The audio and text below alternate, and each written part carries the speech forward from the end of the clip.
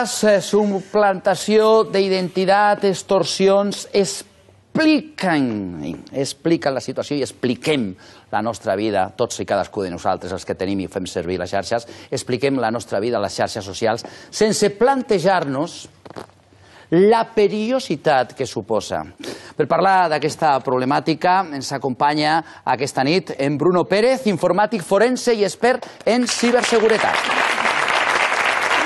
Bona nit, gràcies. Bruno, sisplau. Bruno, he vist que estaves allà... Seu, sisplau, si ets tan amable.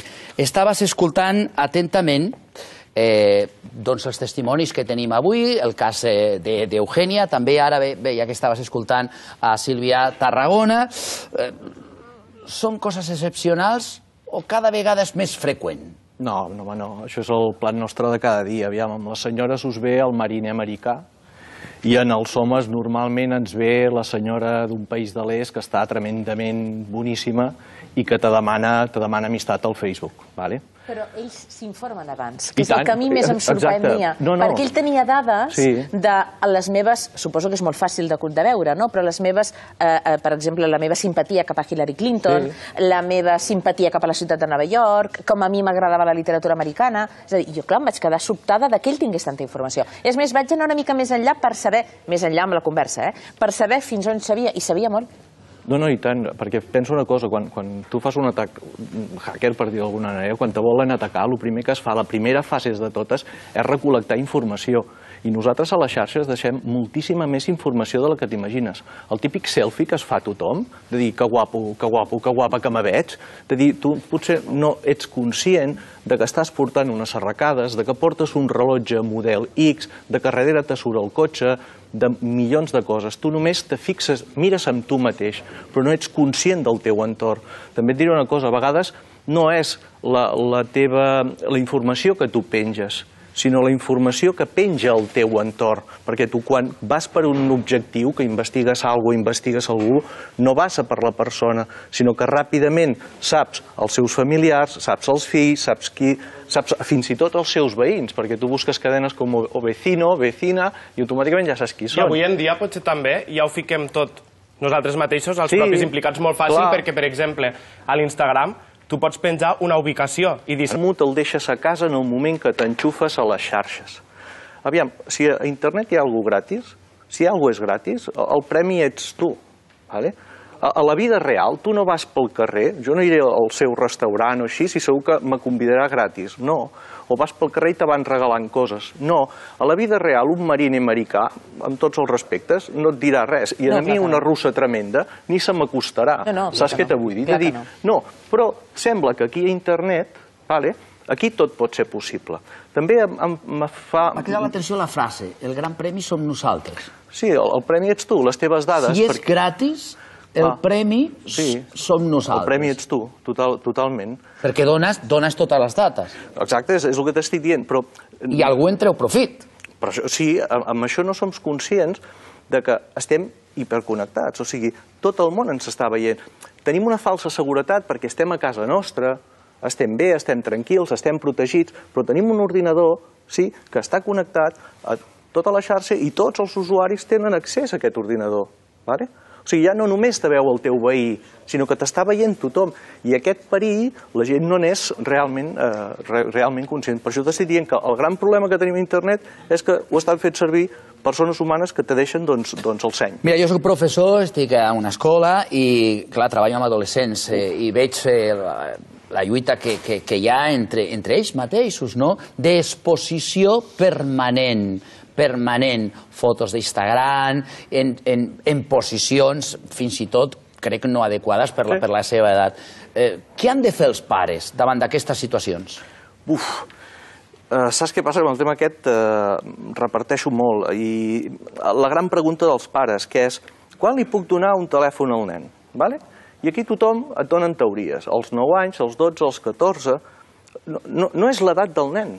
Tu li donaràs un telèfon al fill quan tu com a pare siguis conscient dels perills que té i sàpigues gestionar-ho.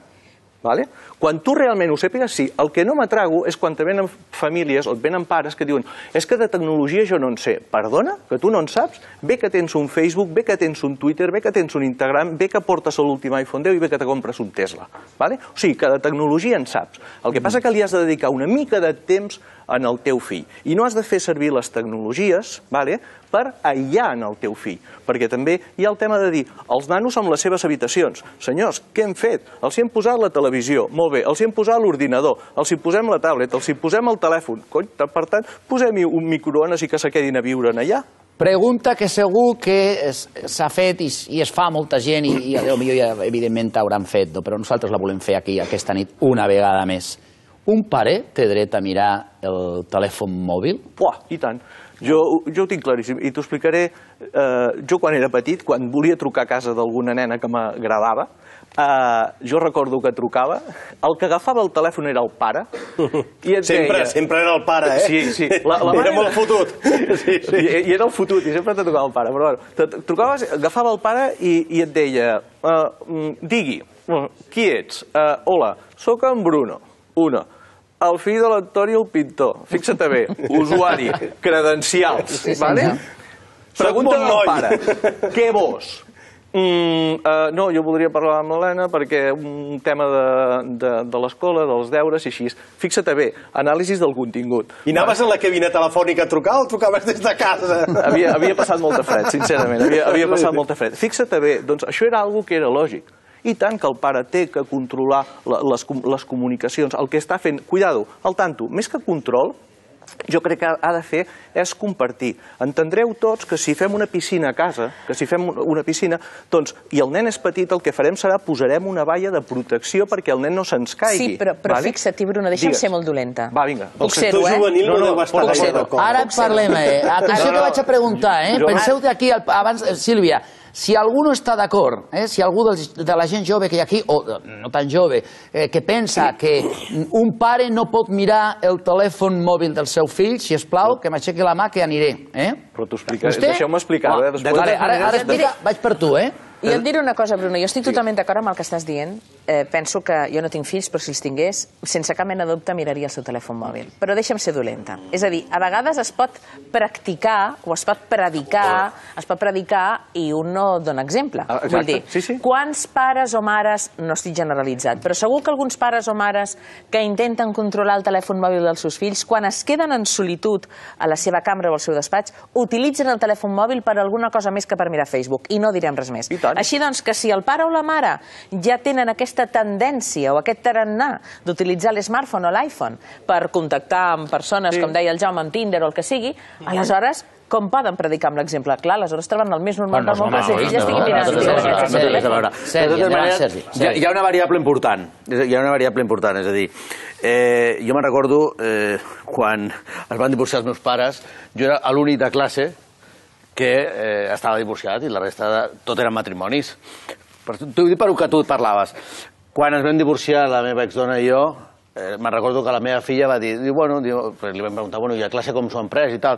No, a classe s'ho han pres normal, perquè érem els únics que quedaven per divorciar-nos. És a dir, hi ha una variable important amb el tema dels mòbils, amb el tema dels smartphones, i és que, sobretot amb mainada entre 9 i 15 anys, és un element, diguem-ne, de perillós control, entre cometes, de pares, mares i ells estan al mig. T'ho dic perquè jo m'imagino que a més l'advocada ens pot ajudar amb això. Hi ha una jurisprudència bastant estricta en el sentit de pares o mares que agafen el mòbil del fill per controlar quin tipus de conversa té el fill amb la mare o la mare amb el pare. Tu que ets com pare, controles? No controla les converses. Tornem al mateix, és a dir, no controlo, però també és veritat que mai he tingut un motiu que em faci sospitar per controlar. Atenció, perquè abans em demanava la paraula, jo feia una pregunta, pots baixar, sisplau, un moment, perquè ell ha aixecat la mà quan he dit si estava d'acord o no que un pare pogués entrar al telèfon mòbil dels seus fills. El teu nom? Alfonso. Alfonso, ¿per qué has dit que no? No es que no esté exactamente de acuerdo o no de acuerdo, porque, por ejemplo, en mi caso, si no se puede confiar en tu padre, pues no sé para qué O sea, no sé para qué estás viviendo con ellos o son tus padres. ¿eh? Yo, por ejemplo, en mi caso, ha habido ocasiones que me han llamado y no he podido cogerlo. He dicho, papá, o a mi madre, cógeme el teléfono porque yo no puedo. O estoy haciendo cosas del trabajo o me estoy duchando, cualquier motivo. En cambio, sí que es cierto que no se puede sobrepasar la línea. Por ejemplo, mirarte el Facebook, el WhatsApp. A ver, a mi què m'he de... O sigui, a tu no t'agradaria que la teva família t'agafés el mòbil i et mirés què tens, quines són les converses que tens amb el WhatsApp, no? No m'agradaria. No li agradaria a ell. Moltíssimes gràcies. Enric Puig, bona nit. Pots venir amb mi un moment? Ets doctor en filosofia i aquesta nit també en necessitem. Si pots seure aquí, a la cadira que jo hi era, perquè tenim dos experts. Estem aprofundint aquesta nit en uns temes realment seriosos, que quedi clar. Enric, tu has estat connectat als telèfons mòbils i a les xarxes, d'acord? Ara, quina és la teva situació? Bueno, jo fa cosa de 2 anys vaig escriure un llibre en el que recopilava diverses entrevistes a gent que havia decidit desconnectar completament d'internet. Tu vas escriure el llibre La gran addicció. La gran addicció. Sobretot perquè m'interessava en aquests casos com a contraexemple d'una hiperconnexió que estem vivint tots. No crec que sigui al final el que hem de practicar tots, desconnectar-nos d'internet, però sí que crec que és interessant entendre aquests testimonis per reflexionar sobre la nostra pròpia hiperconnexió. Aleshores, arrel de parlar amb moltíssima gent que havia deixat d'internet per 1000 motius, jo em vaig anar traient xarxes socials fins que em vaig treure el Google Maps, també, per exemple, quan vaig veure que, d'alguna manera, les meves capacitats de moure'm pel món s'estaven reduint i al final el telèfon aparentment intel·ligent em va quedar emputat, em va quedar estúpid. Quantes hores dedicaves al mòbil? Jo no és que dediqués moltíssimes hores al mòbil, també he de dir que jo no és que fos un gran usuari de les xarxes socials. Però ara estàs desconnectat. No tens telèfon ara? Tinc telèfon mòbil, però no és un smartphone. Truca. La paraula aquesta, addicció, m'interessa molt, perquè pot ser addicte a moltes històries, però aquesta fa mal o no fa mal? Bueno, sí que fa mal. Realment té moltes repercussions.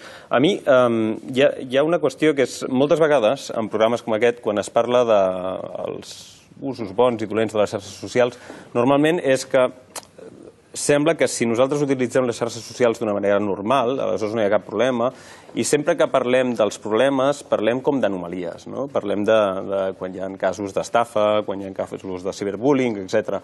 Però jo crec que hem d'anar una mica més enrere i pensar com en un element com més sistèmic, d'un problema que realment hi ha implícit en l'ús de les xarxes socials. I té molt a veure precisament amb una cosa que deien filòsofs i psicòlegs de fa molt de temps, que és que el desig més humà de tots és el desig de reconeixement. En això es basa l'addicció que nosaltres tenim a aquests dispositius. Cada vegada que nosaltres pengem alguna cosa, cada vegada que nosaltres fem una pregunta per WhatsApp o el que sigui, el que estem fent és fer una pregunta a l'aire que no ens acaba de quedar resposta. Cada cop que ens vibra el mòbil, el que nosaltres fem és posar la mà corrents a la butxaca perquè tenim aquesta necessitat de reconeixement. Addiccions hi ha i poden ser molt perilloses. Atenció, Bruno, podries explicar-nos, si pots i si vols, una situació complicada d'alguna de les persones que tu ajudes perquè s'han vist en una situació límit? Bueno, sí, aviam, te puc explicar casos, el típic cas de sextorsió, que és el cas una mica el que deies del marine, però en el cas de l'home és la soviètica guapíssima, te demana amistat al Facebook, fixeu-vos bé, te demana amistat perquè potser ja és amic d'una altra persona. Importantíssim no tenir amistats que no coneguin, no per la teva protecció, sinó per tu protegir els teus. Te demana aquesta persona, et demana amistat, és el que dic, aquí caiem, tots volem aquest reconeixement, a mi m'agradaria que em vingués a darrere una tia russa tremenda, no passarà, o sigui, però bueno. No se sap mai, Si vaig a dir, ja veurem, ja et dic jo que no. L'esperança, i són xarxes socials o sense, però l'esperança és l'últim que es perd. Sí, però hi ha una cosa que estàs dient, Bruno, i veig molt ràpid, que a mi em sorprèn, que és que ho sexualitzem tot tant.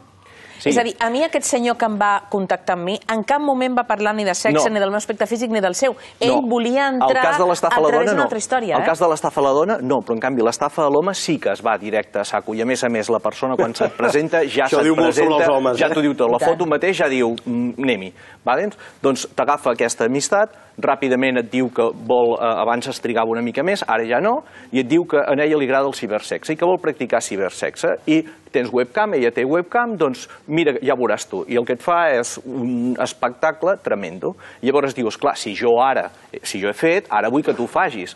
Va, que la webcam és fàcil, vinga, ensenya'm el coll, no tinguis por, ensenya'm el pit, ensenya'm els pectorals, ensenya'm a ves baixant, ensenya'm més, fes, toca, vale. I jajajiji, aquí comença la broma. I quan acaba et diu que si vols veure un vídeo pornogràfic, tu dius, home, ja que hi som, posem-hi, veiem, vale? I què t'ensenya? El vídeo que veus ets tu, és la teva gravació. I et agafa i et diu, ei, aquí està el rotllo, i a partir d'ara, com que sóc amiga teva del Facebook, sé qui és la teva dona, sé qui són els teus companys de feina, sé qui és aquest, et agafaré, et penjaré, t'etiquetaré i prepara't. És fort, És fort, realment és fort. O pagues o no pagues. Depèn de com t'agafi la situació, clar, has tingut un trauma, això és traumàtic, perquè passes d'una situació de divertimento a una situació crítica, de dir, és que m'enfonsa en la vida. Hi ha casos que el que et fa és un muntatge, t'agraven fins que arriba a mig cos, es fa un fos, continua un altre cos, llavors surt una persona despullada i surten menors al costat. I el vídeo és el teu nom, un gran pedòfilo se acuesta o toca niñas de esta edat. Com te pengin això xarxes, te la poden liar i te la poden liar moltíssim. Però tu dius una cosa molt interessant, que és que la tecnologia va més ràpid que les lleis. La tecnologia va més ràpid que les lleis. Clar, perquè tu en aquell moment vols, per exemple, estàs veient que aquella senyora s'està aprofitant de tu, que t'està fent un xantatge dur i cru, tu intentes parlar amb Mossos o intentes, com deia l'advocatessa, posar-ho mans a la justícia i tu l'estava llegint aquest matí en l'entrevista que has donat i és molt interessant dient això. La llàstima i la desgràcia és que la tecnologia va més ràpid que la justícia. Home, això sí, això per descomptar la tecnologia. Però la més ràpid que la justícia tampoc és tan difícil. No amb internet, això passa cosa o cosa. Però, és acció-reacció. Si tu tens aquella persona al davant físicament, pots trucar a Mossos, pots denunciar, pot anar tot més ràpid. Però has d'intentar trobar aquesta persona, que suposo que no deu ser fàcil, a través de Facebook, a través de la xarxa social, i després ensenyar que efectivament està fent xantatge. Manipulació. Jo voldria agafar aquesta conversa i aquesta història que expliques, Bruno, perquè crec que és molt interessant. No som conscients moltes vegades de la situació que tenim. Atenció, aquesta manipulació et pot portar a complicar-te la vida, fins i tot pot arribar a pensar, de dir, trec la vida, te poden fer creure, de dir, el millor que pots fer és treure-te la vida? Sí, certament he tingut un cas d'una persona, estava parlant amb ell estava a Montserrat i amb la intenció de saltar, perquè no veia sortida. El va agafar en un moment de la seva vida, acabava de passar un divorci, que havia d'aconseguir la custòdia dels fills, a més ho havia passat molt malament per aconseguir-ho, gran problema que s'explica tot a les xarxes, i per aquí els extorsionadors li estaven donant, de dir, ensenyarem aquests vídeos, perdràs la custòdia dels teus fills, i aquesta persona venia d'unes lluites, d'unes batalles molt grosses, i aquesta persona va arribar al moment que ja volia saltar, ja no hi veia sortida, fins que vam aplicar un protocol que es va fer, que és senzillíssim, és un protocol per treure't d'aquest problema, que tu vas a Mossos, vas a cossos i forces de seguretat, l'únic que fas és surt amb una denúncia de paper, però el problema el continues, perquè l'extorsionador t'està donant, i t'està donant 24 hores perquè tu facis el pagament, i la solució és tan senzilla com tallar la comunicació. El contingut que has fet l'has perdut. Contingut que tu graves amb un telèfon i penges, nen, ho sento moltíssim, això ho has perdut. Aquesta pregunta, quan penses una cosa a internet, no desapareix mai? Encara que tu posteriorment elimines la publicació? No. Jo ho dubto perquè mai saps a partir d'aquí si aquest servidor ha fet una còpia de seguretat, qui està enmig del pas que està esnifant els paquets i se queda una còpia.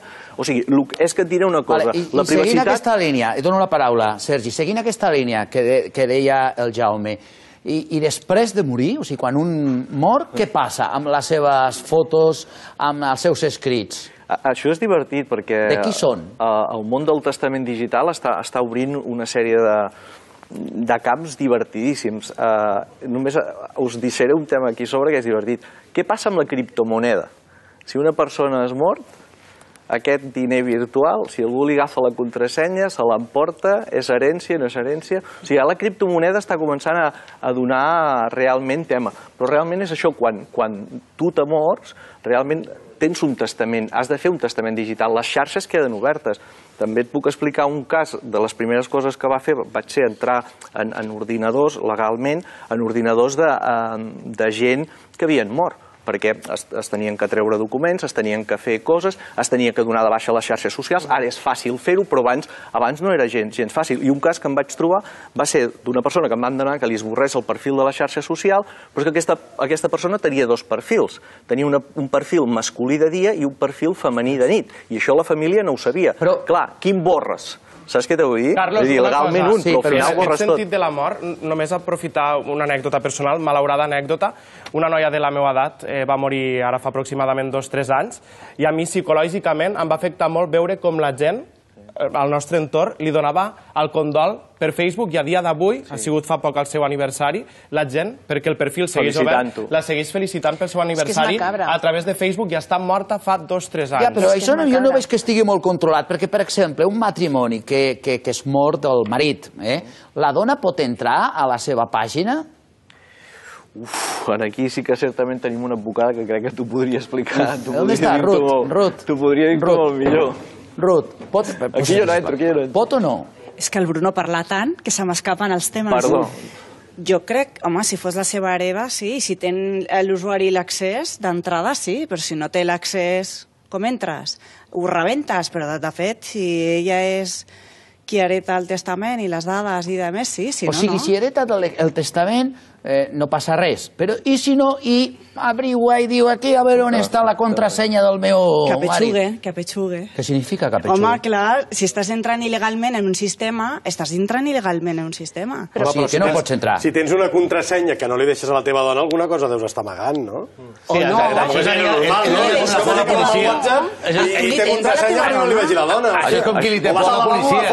Tu li tens por a la policia si tens quelcom que amagar, si no, no li tens por. És que aquí hi ha alguna cosa molt important que em sembla que hauríem de posar damunt de la taula, i perdó, que és el dret a la intimitat. És a dir, hi ha una frase que a mi em posa molt nerviosa, i això el Bruno no sé si estarà d'acord amb mi o no, que és difama que algo queda. És a dir, si a tu a internet et diuen vostè no sé què, això després intentar buscar, encara que sigui alguna cosa que no sigui certa, buscar que aquella veritat absoluta que internet la donen com a realitat no sigui certa és difícil. Puc fer un llibre, clar, exacte. Aleshores, el dret a la intimitat, i en Sergi ho sap perfectament, el dret a la intimitat, és a dir, jo com a persona física tinc una intimitat i una privacitat que no tinc per què compartir amb ningú, ni tan sols amb el meu marit, amb ningú. És a dir, la meva intimitat és meva. El meu dret a la intimitat, Facebook se'l passa per certa part que jo sé. Per això Mark Zuckerberg ara ha posat fil a l'agulla i no vol que les coses vagin per aquest camí. Sílvia, però em sembla que tots, que no ho ha llegit ningú, però hi ha unes condicions d'accés a la xarxa social. Però ningú llegeix. Però llavors aquesta intimitat, la xarxa social no és el problema. El problema és de l'usuari que no llegeix. És l'ànsia. La intimitat no és que se la passin pel forros, que tu has accedit i li dius que sí, que vale a todo, aceptar. Quan signes la hipoteca també, que mai llegeixes tot el contracte. I que compres el vídeo. A veure, Sergi volia fer la pregunta. Sergi, sisplau. Mira, jo, per ser positiu, vaig a ser positiu. Primer, amb el tema del cibersex que deies, jo crec que si poso a la balança, d'una banda, el risc, evidentment, jo crec que si vols tindre cibersex, jo que he viatjat molt, normalment intentes fer-ho amb la teva parella, intentes fer-ho d'una manera... No se m'acudiria mai fer-ho amb una persona que acabes de conèixer. Però, per contra, jo, per exemple, he tingut en èpoques que m'ha tocat viatjar molt i viure molt de temps fora de casa, un contacte amb les meves filles, ajudant-li amb els deures, una sèrie de coses que no té preu. O sigui, per mi no té preu. Això d'una banda. D'una altra banda, a mi m'agradaria fer una pregunta, aprofitant que tenim un filòsof. És a dir, partint de la base que l'home és un animal tecnològic, per excel·lència és el gran animal tecnològic, i que la tecnologia ha condicionat la nostra vida sempre, i que normalment quasi totes les tecnologies en algun moment esdevenen o han esdevingut un problema. És a dir, als anys 60 qui no tenia un cotxe no era ningú, als anys 80 qui no tenia 3 cotxes no era ningú. I ara ja hem arribat a un punt que, ostres, això de no tindre cotxe és cool. Ara dius, no, jo és que no tinc cotxe. Dius, hòstia, ets modern, no? Fins i tot està ben vist. La meva pregunta, o el mateix amb el turisme, és a dir, hem passat de que pràcticament ningú viatjava a un moment en què està en perill l'Antàrtic perquè viatja massa gent a l'Antàrtida. Llavors, la meva pregunta és, des de la teva experiència, des de la teva perspectiva, quant de temps ens manca perquè aquestes noves tecnologies, perquè aquestes xarxes socials esdevenguin quelcom quotidià, però no necessàriament perillós? Jo, per mi, el problema està... Com tu dius, la tecnologia és una cosa que ens ha acompanyat sempre. Un llapis és una tecnologia. I de vegades, quan parlem d'una crítica a la tecnologia, qualsevol cosa és una tecnologia. Vull dir, és una cosa que hem de tenir en compte sempre. Per mi, el tema clau està en quan parlem de noves tecnologies o tecnologies punteres. O sigui, quan aquests dispositius que nosaltres estem utilitzant deixin de tenir aquest adjectiu davant de les tecnologies, segurament ens el podrem reapropiar. Perquè no es tracta de les tecnologies en si, sinó es tracta de les ideologies que hi ha al darrere de les tecnologies i de qui controla aquestes tecnologies. I la segona part de la pregunta, partint d'aquesta base, és a dir, si tenim en compte que possiblement aquestes noves tecnologies o aquestes tecnologies punteres són més incontrolables, sobretot en països democràtics, són clarament difícils de controlar. A Xina són molt fàcils de controlar. Bueno, més o menys fàcils de controlar. Però aquí, per exemple, és més difícil de controlar. És a dir, jo viatjo a Xina bastant sovint, a Xina no tens Facebook, no tens Instagram, no tens Twitter, només no tens WhatsApp, tens WeChat, o sigui, hi ha una sèrie de coses que no tens, o sigui, ja ho tenen molt clar, no hi ha problema. Llavors, la segona part de la pregunta, és a dir, que és una mica, quant de temps falta? És a dir, perquè aquestes noves tecnologies han canviat completament la manera d'entendre la realitat. És a dir, quan parlem... Me'n recordo quan va començar la crisi econòmica aquesta, si us en recordeu, tothom parlava de la crisi del crack del 29. Ostres, però el crack del 29, entre que va començar el crack del 29 i va afectar el crack del 29 a tot el món, va passar una dècada. Sergi, no és fàcil desconnectar, però ella ho ha fet. Bona nit, el teu nom? Nàstia. Has desconnectat? Sí. No tens mòbil? No, ara sí. Ara sí. I havies estat addicte, no? Sí. I ja no? No. Què feies? No sortia de casa, estava tot el dia amb el mòbil, no estudiava... No sé, és un cúmul de coses, no em relacionava amb els meus pares, a casa hi havia moltes baralles a causa del mòbil...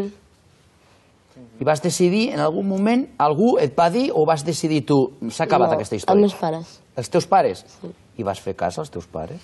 No, al principi no, em va costar, però aquí estic. Ets feliç ara? Ara sí. Més que abans? Bastant més. Doncs, mira, aquesta és la teva opció i donem un aplaudiment, Ai, Jordi... diuen que tens moltíssims seguidors. Quants seguidors tens? A YouTube, que és la meva plataforma principal, 7 milions, quasi 300.000, 7 milions. 7 milions? Sí. Com Catalunya sencera. Exactament, com si tinguessis tot Catalunya. Un fenomen de la comunicació? Una combinació de moltes coses. Una part és evident que s'ha de tenir una certa habilitat comunicativa, però també és estar en el moment adequat, en el lloc adequat, i el boom de YouTube que alguns l'hem sapigut aprofitar. I qui diu YouTube diu redes socials o diu entretenir via internet i només per internet. Una pregunta, no m'entenc gaire en aquestes històries. Jordi, però aquesta gent paga? La gent que veu el meu contingut? No, és gratuït. Llavors sí que poden haver-hi el que són donacions, això és un altre tema que jo no faig, però sí que el tema de veure un vídeo a YouTube és totalment gratis. Tu pots entrar, veus 1.000 vídeos i l'usuari no està pagant. El que sí que hi ha és Google, YouTube és de Google, llavors el que Google fa és ficar-te anuncis. I aquests anuncis, per cada X visites... Ara m'explico, o sigui, tu tens aquests milions de seguidors, 7 milions, m'has dit, i aquests seguidors fan que Google et posi anuncis, i aquests anuncis et paguen a tu, no? Sí, més o menys. Això és YouTube que em paga, Google que em paga, però sí, és com un intermediari. Entre nosaltres vius d'això, no? Sí, clar, i tant. Bé, doncs escolta, si vols venir, vull que seguis allà a la cadira i participis també amb nosaltres. Un aplaudiment també per tu. Jordi té molts seguidors, i ho sabem que té molts seguidors. Moltes són les modes que sorgeixen de la xarxa. És veritat que cada dia apareixen noves tendències. Algunes d'elles són divertides, les coneixen també, però n'hi ha d'altres molt estranyes. Mirin i treguin vostès mateixos les seves pròpies conclusions.